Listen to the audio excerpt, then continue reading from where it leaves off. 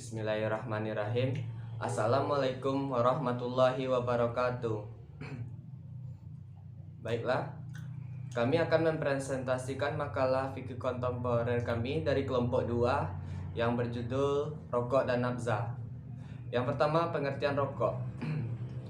Menurut peraturan pemerintah nomor 109 tahun 2012 menjelaskan yang dimaksud rokok adalah salah satu produk tembakau yang dimaksudkan untuk dibakar lalu dihisap dan atau dihirup asapnya, termasuk rokok kretek, rokok putih. Zat yang terkandung dalam rokok itu adalah yang pertama, di dalam rokok itu terdapat nikotin. Nikotin adalah zat atau bahan senyawa pirolidin yang terdapat dalam nikotin tabakum, nikotina rustica dan spesies lainnya atau sintetisnya yang bersifat adiktif dan mengakibatkan ketergantungan. Selanjutnya, karbon monoksida atau CO. Karbon monoksida adalah gas tidak berbau yang dihasilkan dari pembakaran tidak sempurna dari unsur zat karbon. Pembakaran tembakau menghasilkan asap yang mengandung karbon monoksida. Zat selanjutnya yang tergantung dalam rokok adalah tar. Tar adalah cairan kental berwarna coklat tua atau hitam yang didapatkan dengan cara distilasi kayu dan arang, juga pada getah tembakau. Tar adalah konsentrat asap berupa total residu yang dihasilkan saat rokok dibakar setelah dikurangi kandungan nikotin dan air dan bersifat karsinogenik. Selanjutnya, dampak atau efek yang ditimbulkan dari rokok. Tembakau merupakan salah satu penyebab kematian utama yang dapat dicegah. Kematian prematur akibat tembakau biasanya terjadi rata-rata 15 tahun sebelum umur harapan hidup tercapai. 6 juta orang di dunia diperkirakan meninggal akibat penyakit terkait tembakau pada tahun 2010. Efek merokok tidak mempengaruhi kesehatan perokok saja, tetapi juga mempengaruhi kesehatan orang sekitarnya yang tidak merokok, namun terpapar asap rokok yang disebut perokok pasif. Bahaya merokok menurut Departemen Kesehatan Republik Indonesia adalah yang pertama, bagi perokok aktif. Yaitu meningkatkan rasio 2 kali lebih besar untuk mengalami serangan jantung. Selanjutnya, meningkatkan risiko 2 kali lebih besar untuk mengalami stroke. Itulah bahaya dari perokok aktif. Selanjutnya, bagi perokok pasif, asap sampingan hasil ujung rokok yang terbakar ternyata lebih berbahaya dibandingkan asap utama yang dihisap dan dikeluarkan oleh perokok karena mengandung 2 kali lebih banyak nikotin, 3 kali kandungan tar, dan kandungan monoksida 5 kali lebih banyak.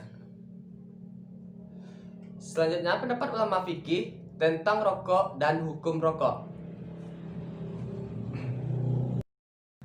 Menurut fatwa Muhammadiyah tentang rokok, Muhammadiyah memberikan fatwa haram merokok melalui keputusan Majelis Tarjih dan Tarjidid Pimpinan Pusat Muhammadiyah nomor 6 SM-MT-3-2010 dengan menggunakan beberapa alasan yang berlandaskan pada dalil-dalil Al-Quran dan Sunnah. Dalil yang berasal dari Al-Quran antara lain Surat Al-A'raf ayat 157, Al-Baqarah ayat 195, Al-Isra ayat 26 dan 27. Adapun hadis yang digunakan sebagai dalil pengharaman rokok adalah hadis dari Ibnu Majah, Ahmad dan Malik, serta hadis dari Ahmad dan Abu Daud. Pendekatan yang digunakan dalam menetapkan hukum-hukum ijtihadiyah adalah tafsir al-ijtima' al-maksir. Majelis Tarjih Muhammadiyah mengemukakan 2 dalil utama dalam pengharaman rokok, yaitu al-muqaddimat an-naqliyah, penegasan premis-premis syariah yang terdiri dari beberapa alasan. Yang pertama, al-muqaddimat an-naqliyah. Agama Islam syariah menghalalkan segala yang baik dan mengharamkan kabair, segala yang buruk. Sebagaimana ditegaskan dalam Al-Quran dalam surat Al-A'raf surat ke-7 yang ayat ke-157 yang artinya, dan menghalalkan bagi mereka segala yang baik dan mengharamkan bagi mereka segala yang buruk. Agama Islam melarang menjatuhkan diri ke dalam kebinasaan dan perbuatan bunuh diri sebagaimana dinyatakan dalam Al-Quran dalam surah Al-Baqarah ayat 195 yang artinya, dan janganlah kamu menyatukan diri sendiri ke dalam kebinasaan dan berbuat baiklah, karena sesungguhnya Allah menyukai orang-orang yang berbuat baik. Fatwa Nahdlatul Ulama tentang rokok. Sebagai salah satu ormas yang memiliki pengikut besar di Indonesia, Nahdlatul Ulama juga memiliki ketentuan-ketentuan yang harus diikuti seluruh masyarakat. Nahdlatul Ulama juga menerbitkan hukum-hukum atas suatu permasalahan yang dirasa belum memiliki hukum atau masalah-masalah baru yang dipertanyakan hukumnya lewat sebuah lembaga yang bernama Ijnah Batul Masail. Pengertian nafzah, dasar hukum. Narkotika, psikotrika, dan zat adiktif lainnya atau disingkat dengan nafzah terdiri dari 3 variabel, yakni narkotika, psikotrika, dan zat adiktif lainnya. Ketiga terminologi ini secara substansional memiliki beberapa perbedaan, baik dilihat dari bentuk maupun efek yang ditimbulkan secara umum. Zat adiktif dapat dikatakan sebagai bahan substansi, baik alamiah maupun sintetis. Juga berpotensi psikoaktif melalui pengaruh selektif pada susunan syaraf dan dapat menimbulkan perubahan yang khusus pada fisik dan aktivitas mental, serta dapat menimbulkan sindrom ketergantungan yang dapat merugikan pecandu itu sendiri, keluarga, dan masyarakat. Jenis-jenis nafzah. Psikotropika adalah zat atau obat, baik alamiah maupun sintetis, bukan narkotika, yang berkhasiat psikoaktif melalui pengaruh selektif pada susunan syaraf pusat yang menyebabkan perubahan khas pada aktivitas manual dan perilaku. 2. Narkotika. Secara farmakologik adalah opioida. Tetapi menurut Undang-Undang Nomor 22 Tahun 97, narkotika adalah zat atau obat yang berasal dari tanaman atau bukan tanaman, baik sintetis maupun semi-sintetis, yang dapat menyebabkan penurunan atau perubahan kesadaran, hilangnya rasa, mengurangi rasa nyeri, dan dapat menimbulkan ketergantungan. Yang ketiga, zat adiktif lainnya adalah bahan lain bukan narkotika atau psikotropika yang penggunaannya dapat menimbulkan ketergantungan. Jenis adiktif lainnya yaitu alkohol, tembakau, gas yang dihirup manusia maupun zat pelarut. Selanjutnya, penyalahgunaan nafzah. Penyalahgunaan narkoba atau nafzah adalah suatu pola perilaku di mana seseorang menggunakan obat-obatan golongan narkotika, psikotropa, dan zat adiktif yang tidak sesuai fungsinya. Penyalahgunaan nafzah umumnya terjadi karena adanya rasa ingin tahu yang tinggi. Terdapat 4 kelas obat yang paling sering disalahgunakan, yakni yang pertama, halusinogen seperti lisergik, asid detilamid atau LSD. Terdapat 4 kelas obat yang paling sering disalahgunakan, yakni halusinogen, depresan, stimulan, opioid, dan sebagainya. Selanjutnya, nafzah yang sering digunakan serta efek yang ditimbulkan. Opiat atau opium, candu, merupakan golongan narkotika yang alami sering digunakan dengan cara dihisap. Yang kedua, morfin, merupakan zat adiktif atau narkotika yang diperoleh dari candu melalui pengolahan secara kimia. Umumnya candu mengandung 10% morfin. Cara pemakaiannya disuntik di bawah kulit. Yang ketiga, heroin atau putau, merupakan golongan narkotika semi-sintetis yang dihasilkan atas pengolahan morfin secara kimiawi melalui 4 tahapan sehingga diperoleh heroin yang paling murni berkadar 80% hingga 99%. Yang keempat, ganja atau kanabis, berasal dari tanaman kanabis sativa dan kanabis indica. Pada tanaman ini terkandung 3 zat utama, yaitu selanjutnya tahap pemakaian nafza, tahap eksperimen atau tahap mencoba-coba. Dengan pengertian pernah sekali atau beberapa kali mencoba memakai narkoba dalam waktu yang relatif singkat untuk kemudian berhenti. Biasanya motif pada tahap ini adalah rasa keinginan yang tinggi dan ingin mendapatkan pengalaman yang luar biasa, seperti yang diceritakan oleh teman-temannya. Yang kedua, tahap rekreasi atau tahap rekreasi sosial. Pemakaian lebih sering dan menggunakan satu atau beberapa macam obat secara sendirian atau bersama-sama dalam satu kelompok yang waktunya disepakati terlebih dahulu secara bersama-sama. Di tahap ini mulai tumbuh rasa setia kawan dan teman penderitaan sesama pengguna narkoba. Yang ketiga, tahap situasional. Pada tahap situasi dan keadaan tertentu, biasanya pemakaian dalam situasi tertentu, biasanya dalam keadaan stres yang meningkat seperti menghadapi ujian, kecewaan karena gagal ujian, untuk menghilangkan rasa kantuk, dan sebagainya. Yang keempat, tahap abuse atau tahap penyalahgunaan.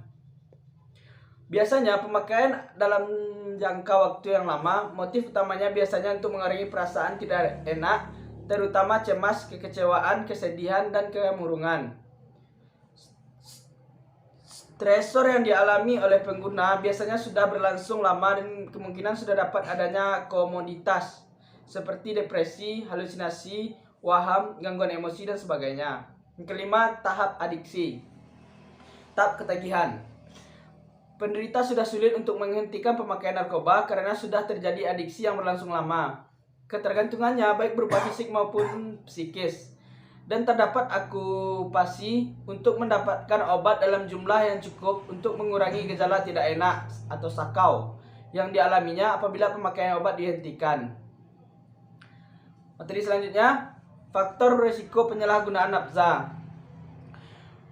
Penyalahgunaan nafza atau narkoba umumnya terjadi karena adanya rasa ingin tahu yang tinggi. Di sisi lain, kondisi ini juga dapat dialami oleh penderita gagal mental, misalnya gangguan bipolar atau skizofrenia. Seseorang yang menderita gangguan mental dapat lebih mudah menyalahgunakan nafza yang awalnya bertujuan untuk meredakan gejala yang dirasa. Selain rasa ingin tahu yang tinggi dan menderita gangguan mental, terdapat pula beberapa faktor lain yang meningkatkan risiko seorang melakukan penyalahgunaan nafza. Antara lain, pertama, memiliki teman yang seorang pecandu nafza. Yang kedua, memiliki masalah ekonomi. Yang ketiga, mengalami kekerasan fisik, emosi, seksual. Memiliki masalah hubungan dengan pasangan, kerabat, atau keluarga. Yang atau materi selanjutnya, pencegahan dan rehabilitasi penyalahgunaan nafza. Pencegahan penyalahgunaan narkotika yang paling efektif dan mendasar adalah metode promotif dan preventif. Upaya yang paling praktis dan nyata adalah represif, dan upaya yang manusiawi adalah kuratif serta rehabilitatif. Yang pertama, promotif. Program promotif ini kerap disebut juga sebagai program preemptif atau program pembinaan. Pada program ini, yang menjadi sasaran pembinanya adalah para anggota masyarakat yang belum memakai atau bahkan belum mengenal narkoba sama sekali. B. Preventif. Program preventif ini disebut juga sebagai program pencegahan, di mana program ini diajukan kepada masyarakat sehat yang sama sekali belum pernah mengenal narkoba, agar mereka mengetahui tentang seluk-beluk narkoba, sehingga mereka menjadi tidak tertarik untuk menyalahgunakannya. Yang ketiga, kuratif. Program ini juga dikenal dengan program pengobatan, di mana program ini ditunjukkan kepada para pemakai narkoba. Yang selanjutnya, rehabilitatif. Program ini disebut juga sebagai upaya pemilihan kesehatan jiwa dan raga yang ditunjukkan kepada penderita narkoba yang telah lama menjalani program kuratif, tujuannya agar tidak memakai. Represif. Ini merupakan program yang ditunjukkan untuk menindak para produsen, bandar, pengedar, dan pemakai narkoba. Secara hukum program ini merupakan instansi pemerintah yang berkewajiban mengawasi dan mengendalikan produksi maupun distribusi narkoba. Yang kedua, rehabilitasi penyalahgunaan narkoba. Sebagaimana pecandu lain, pecandu narkoba seringkali menyangkal kondisinya dan sudah diminta untuk melakukan rehabilitasi. Biasanya dibutuhkan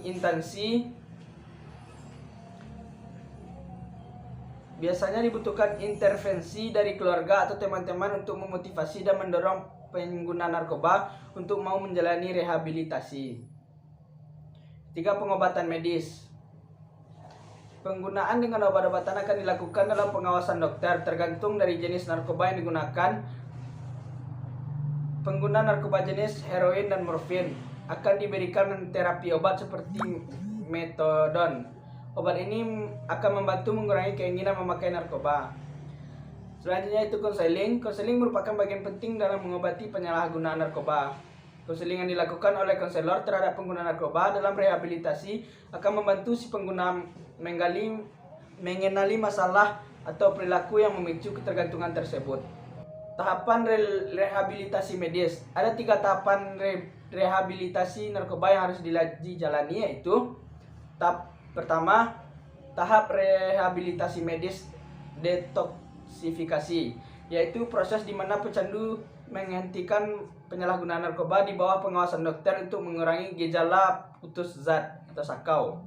Tahap kedua, tahap rehabilitasi non medis, yaitu dengan berbagai program di tempat rehabilitasi, misalnya program terapeutik, komunitis, pendekatan keagamaan atau dukungan moral dan sosial. Tahap ketiga, tahap pembinaan lanjut yang akan memberikan kegiatan sesuai minat dan bakat. Pecandu yang sudah berhasil melewati tahap ini dapat kembali ke masyarakat, baik bersekolah atau kembali bekerja. Selanjutnya, pendapat ulama tentang nabzah. Seperti yang telah disinggung di muka, bahan-bahan pembius secara tidak jelas disebutkan oleh Al-Quran atau hadis Nabi Muhammad SAW. Demikian pula, tidak dikemukakan sikap para ulama terdahulu, baik dalam bentuk komentar maupun fatwa-fatwa tentang keharaman zat-zat tersebut. Menurut Ibnu Taimiyah, komentar ataupun reaksi kali pertama berkenan dengan penggunaan zat-zat terlarang ini mulai tampak di kalangan ulama Islam, yaitu di akhir tahun 600 dan awal tahun 700 Hijriah. Pada masa itu, kekuasaan di bawah kendali bangsa Tartar dengan pemimpin pemerintahan Changgisikan. Selanjutnya, Ibnu Taimiyah berpendapat bahwa menggunakan ganja atau narkotika umumnya itu dilaknat dan merupakan suatu kemungkaran yang terbesar karena mempunyai pengaruh seperti memabukkan, membiuskan bagi seseorang yang menggunakannya dan dapat menimbulkan kejahatan lainnya. Selanjutnya, materi yang selanjutnya, tahapan dalam Islam dalam pelarangan nabzah. Narkotika dan obat-obatan terlarang adalah merupakan benda-benda yang dapat menghilangkan akal pikiran yang hukumannya haram. Abu Musa al-Asy'ari berkata, "Wahai Rasulullah, beri kami fatwa tentang 2 jenis minuman yang dibuat di Yaman. Bit, yaitu madu yang diberi ragi, dan miz yang dibuat dari biji-bijian yang juga diberi ragi sehingga menjadi minuman." Dalam keadaan demikian, diperlukan hukuman yang dapat menjadikan seseorang yang senang menggunakan narkoba tidak mengulangi kebiasaan itu. Selanjutnya, materi yang terakhir, hikmah larangan nabzah. Yang pertama, risiko kematian mengecil. Penggunaan obat-obatan terlarang menyebabkan individu mendekati kematian. Namun, usai berhenti jadi pecandu narkoba dan hidup sehat, efek yang merusak tubuh akan mengecil. Yang kedua, tidak kehilangan pekerjaan. Di fase kritis, tak sedikit pecandu narkoba yang kehilangan pekerjaan akibat kinerja otak yang kian melambat. Yang ketiga, hubungan sosial lebih erat dan sehat. Umumnya, pecandu narkoba senang menyendiri dan berkumpul secara bersama. Yang keempat, mampu mengelola emosi. Efek dari narkoba yang menyerang psikis rentan membuat individu sulit mengelola emosinya. Itulah makalah dari kelompok 2. Dapat saya ambil kesimpulannya, yaitu rokok atau nabzah adalah benda terlarang yang harus dihindari karena banyak yang tidak menguntungkan. Namun, nabzah akan berguna jika digunakan untuk hal-hal yang tepat, seperti untuk media dalam pengobatan. Mangganjo